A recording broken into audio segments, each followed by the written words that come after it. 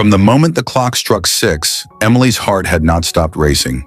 She had been staring at her reflection in the mirror for almost an hour, adjusting the curl of her hair, smoothing the fabric of her modest blue dress, and biting her lip in nervous anticipation. Tonight wasn't just any night, it was her first date. At 23, she had lived most of her life hiding behind books, working double shifts at the little bakery in town, and helping her mother pay rent after her father had abandoned them years ago. Love for her had always felt like something that belonged to other people. But now, for the first time, someone had seen her differently. Someone had asked her out, and she couldn't shake the feeling that everything about her life might change after this night. Before we continue, if you believe in kindness, in second chances, and in stories that remind us of the power of love, please take a moment to like, comment, share, and subscribe to this channel. Your support helps us continue sharing heart-touching stories just like this one. Emily's date was with Daniel, a man she had met only 2 weeks ago when he walked into the bakery on a rainy evening. She still remembered the way he shook the raindrops off his leather jacket, his messy brown hair falling over his forehead as he ordered coffee and a slice of warm apple pie. There was nothing particularly extraordinary about him, at least not in the way movies describe love at first sight, but there had been something disarmingly genuine in his smile. When he looked at her, he didn't just look through her the way so many others did. He looked at her as if she mattered. That night, as she wiped down tables and pretended not to glance his way, he had surprised her by slipping a note onto the counter before leaving. "I'd love to see you outside of work." "Dinner?" it had said, followed by his phone number. It had taken Emily 3 whole days to gather the courage to text him back. She had worried endlessly. What if she wasn't pretty enough, interesting enough, or fun enough? Her co-workers had teased her, telling her not to overthink, but the voices of doubt inside her head were louder. Still, she agreed, and now as she checked her watch and realized she had only 15 minutes left before he would arrive to pick her up, her stomach tightened in knots. The restaurant Daniel had chosen was a cozy Italian spot just outside the city, the kind of place where candles flickered on each table and soft jazz music played in the background. When Emily walked in, her heart nearly stopped. Daniel was already waiting for her at the table by the window, dressed neatly in a crisp white shirt with the sleeves rolled casually at the elbows.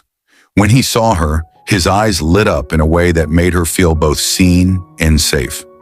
For the first few minutes, though, she barely touched the menu. Her hands trembled slightly as she held the glass of water, her voice catching whenever she tried to speak. She was terrified of saying the wrong thing, of making herself look foolish. But Daniel didn't rush her. He asked her gentle questions about her life, what she liked to read, the kind of music she listened to, her favorite places to visit in town. And when she stumbled over her words, he only smiled, as if her nervousness was something endearing rather than embarrassing. Slowly, as the evening unfolded, Emily began to relax. She told him about her mother, about working at the bakery since she was 17, about the dreams she'd tucked away, the dream of studying art, of painting something that might one day hang in a gallery. Daniel listened without interrupting, his gaze steady, as if he were collecting each piece of her story like it was something precious. The food arrived, steaming pasta, fresh bread, and wine that made Emily's cheeks warm. By then, the conversation had begun to flow more naturally. Daniel told her he worked as a mechanic at his family's garage, how he loved fixing things with his hands, how he dreamed of opening his own shop one day. There was an openness to him, a sincerity that Emily hadn't expected. For the first time in years, she felt like someone wasn't looking at her scars or her insecurities, but rather at the heart of who she truly was. Just when Emily began to think the night couldn't possibly feel more special, Daniel leaned forward and told her he had a surprise planned. Panic flickered across her face. Surprises had never been easy for her. She liked things predictable, safe, familiar, but he only smiled reassuringly and said, "Trust me." After dinner, instead of driving her home, he asked her to close her eyes as they turned down a quiet road on the outskirts of town. The car finally came to a stop, and when she opened her eyes, she gasped. They were standing on the edge of a hilltop that overlooked the city below. Thousands of lights shimmered like stars scattered across the ground, and above them, The night sky stretched wide and endless, dotted with constellations. Daniel opened the trunk of his car and pulled out a blanket and a small thermos. "I thought maybe we could skip dessert at the restaurant," he said softly, "and have it here instead." On that hilltop under the vastness of the night, Emily felt something stir inside her that she hadn't felt in years. Hope. Daniel poured her hot chocolate from the thermos, the steam curling into the air, and handed her a small paper bag. Inside were 2 slices of apple pie, carefully wrapped, the same pie she had served him the night they met. Her throat tightened with emotion as she realized he had remembered. He had thought of her, not just tonight, but long before. As they sat side by side, wrapped in the blanket, Emily confessed something she hadn't told anyone in a long time. She admitted how she had always felt invisible growing up, how her father's absence had left her feeling unworthy of love, how she had built walls around herself so no one could hurt her again. Tears welled in her eyes as she whispered that this was her very first date, that she had been terrified of not being enough. Daniel didn't laugh. He didn't dismiss her fears.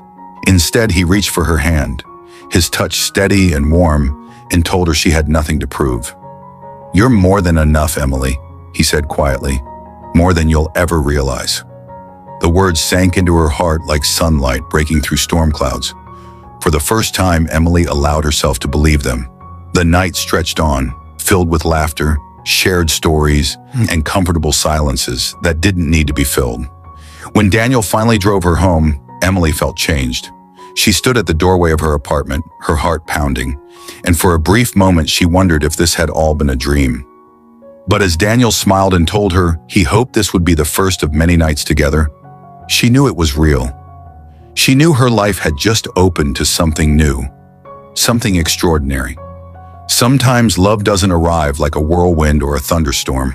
Sometimes it comes softly, in the form of someone who remembers your favorite pie, who listens when you speak, who makes the world feel safer just by being in it. Emily had spent years convinced that love wasn't meant for her, but that night, with Daniel's hand in hers, she realized she had been wrong. And so, the girl who had been too nervous to believe in herself discovered that sometimes the bravest thing you can do is simply show up. Sometimes the greatest surprise is not in the flowers, or the candles, or the starlit views, but in the way someone makes you feel when you're with them. Dear viewers, if this story touched your heart and reminded you of the beauty of love, second chances, and the power of kindness, please don't forget to like, comment, share, and subscribe. It means the world to us to know these stories make a difference. Before you go, we'd love to hear from you. What moment in your life felt like an unexpected but beautiful surprise? Share it in the comments below. Because sometimes your story might just be the one that inspires someone else.